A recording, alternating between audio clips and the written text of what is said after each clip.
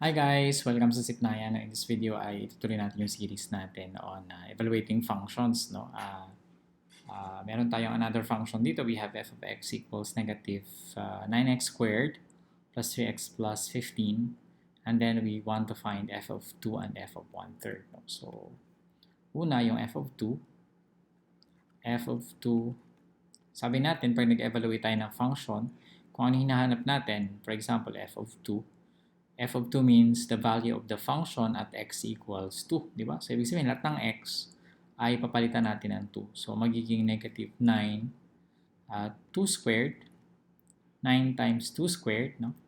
And then plus 3, plus yung x naman dito. Papalitan ulit natin ng 2. And then plus 15, no? So, magiging negative 9 times 4, no?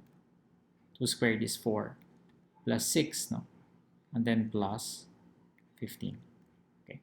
So negative 9 times 4 is negative 36, and plus 6, and then plus 15.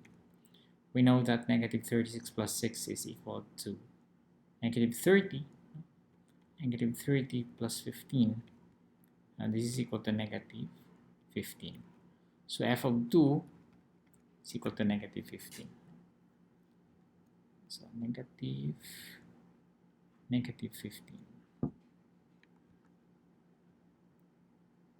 Okay? Kaya ako nilagay para burahin natin, para maluwag, no? What about f of 1/3? Ganun din yung method, no? Just every time you see x dito, kung ano man yung hinahanap natin na value, no? So f of 1/3 meaning the value of the function at x equals 1/3. So magiging f of 1/3 is equal to lahat ng x papalitan natin ng 1/3. So magiging negative 9 times 1/3 squared plus 3 times 1/3 plus 15. So magiging negative 9 times, what is 1/3 times 1/3? Ano nga ba tayo nag-multiply ng fraction? Multiply the numerators and then the denominators. So 1 times 1, 1, 3 times 3, 9. No? So this is times 1 over 9, 1/9 plus 3 times 1/3. Ano ang tatlong 1/3? Obvious, di ba? 1. And then plus 15. Kung gusto nyo alalahanin yung multiplication of fraction, 3 can be written as 3 over 1. Tapos yung 1/3, pag multiply natin, this becomes 3/3. No? 3 over 3. So kaya siya maging 1. 3 divided by 3 is equal to 1. 3/3 or 3 over 3 means 3 divided by 3. So ganun din dito, magiging negative 9 over 1 times 1 over 9. Well, this is negative 1 plus 1 plus 15. So negative 1 plus 1 is 0. 0 plus 15 is equal to 15. Meaning f of 1/3 is equal to 15. So, ayan, 15. We'll have two more examples. Now, hindi lahat ng function ay x, no? May mga, syempre pwede tayo gumamit ng ibang variable. For example, t. What is g of t equals 5t cubed plus 3t squared minus 2t. What is g of negative 3? So here, g of negative 3 means the value of the function at t equals negative 3. So lahat din naman ng t dito, papalitan natin ng negative 3. No? So g of negative 3 is equal to 5 times negative 3 cubed plus 3 times negative 3 squared, no? Minus 2 times negative 3. Tama ba tayo? T cubed minus plus 3 times t squared minus 2 times negative 3. Okay, so ano ang negative 3 cubed? It's negative 27, di ba? Negative 3 times negative 3 times negative 3. It's negative 27. Magiging positive. Positive times negative is negative. And the product of the 3 3's is 27. Kaya siya negative 27. And then plus 3 times negative is it negative 9 or positive 9? Positive 9. And then minus negative 6. Oh, diretso, pwede nyo na idiretso ng plus 6 yan actually, but I am following the longer. Yan, ito yung subtraction sign natin, tapos ang 2 times negative 3 ay negative 6.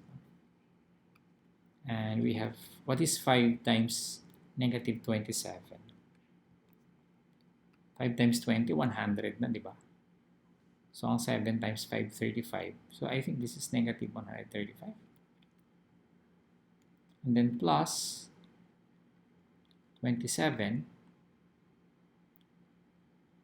minus negative 6. Pag minus negative, ano ibig sabihin nun?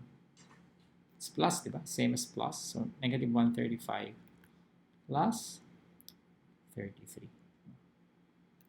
So, ano ang pag-inad natin yan? Mas maraming negative. Kung naalala niyo yung tutorial natin on chips, na mas maraming negative chips ng ilan ng 102, di ba? So, mas maraming negative kaysa negative 102. Okay? So, yan yung ating G of negative 3. So, this is negative 102. Ang sagot natin dito. So, G of negative 3. And lastly, we have, last example, what is G of 0.5? So, again, siyempre, papalitan ulit natin lahat ng T. No? G of 0.5 is equal to 5 times 0.5 cubed plus 3 times 0.5 squared minus 2 times 0.5. Ano ang 0.5 cubed?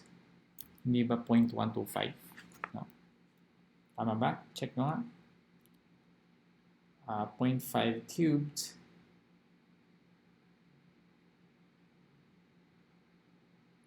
ay 0.125. So, this is 5 times 0.125 plus 3 times 0.25 minus, what is 2 times 0.5? Dalawang kalahati. Diba isa lang? So, minus 1. So, what is, calculator na tayo. Okay, so, siyempre sa klase, depende sa teacher nyo kung pwede kayo gumamit. But, to save time, no, magka-calculator tayo. So, 5 times 0.125.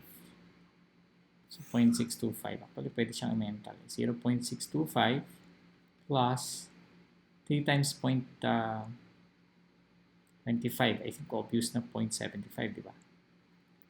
And then, minus 1.